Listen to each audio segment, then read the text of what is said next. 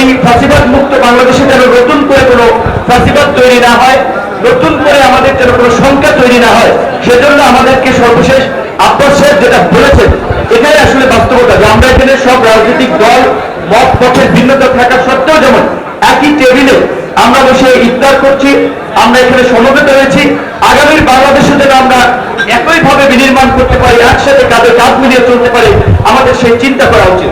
আজকের এই রাষ্ট্র সংস্কারের যে আমরা আলোচনা করছি বা রাষ্ট্র সংস্কারের যে আওয়াজ উঠছে, রাষ্ট্র সংস্কারের অংশ হিসেবে বাংলাদেশের গণতান্ত্রিক উত্তরণ জরুরি।